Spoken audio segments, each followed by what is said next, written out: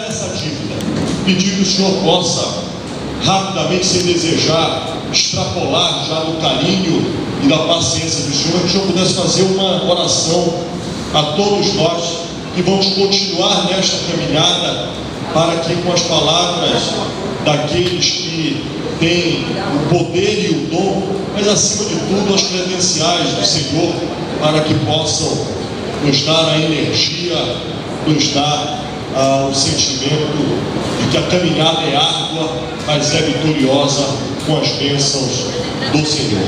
Quero mais uma vez cumprimentar a todos com a paz de Cristo e que Deus possa iluminar a nação madureira e a todos aqueles que creem. Muito obrigado.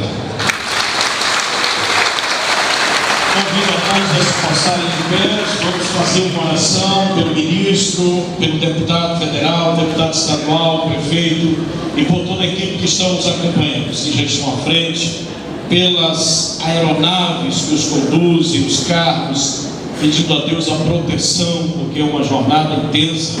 Eu sei o que é isso, uma campanha, e que Deus possa nos orientar.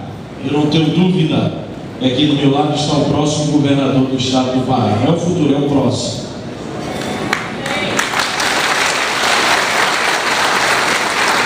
Meu Deus, meu Pai, eu quero te agradecer por esse momento especial da presença do ministro Helder, dos companheiros, deputado Grande, deputado Scarfe, do prefeito, do candidato a prefeito, que o Senhor possa acompanhá-los nessa jornada, dando-lhes a bênção, a proteção, a graça, dando força para que possam ter força física e também espiritual, intelectual, para estar conduzindo um processo eleitoral, um processo político e, acima de tudo, os projetos que bem faz a esta nação, em especial esse estado e essa região. Que o Senhor nos guie, livre de males, de malfeitores e dos incidentes e acidentes. Que a proteção possa acompanhá-nos sempre na graça do Senhor. Eu te louvo e agradeço em nome de Jesus. Quem diz amém? Amém!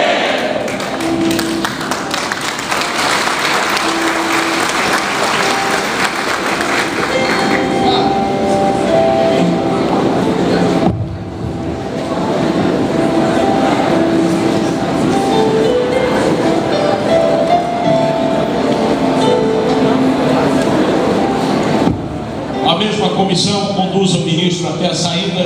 Muito obrigado, Helder. O fotógrafo chegou agora. Vamos tirar a foto aqui. A mesa aqui esteja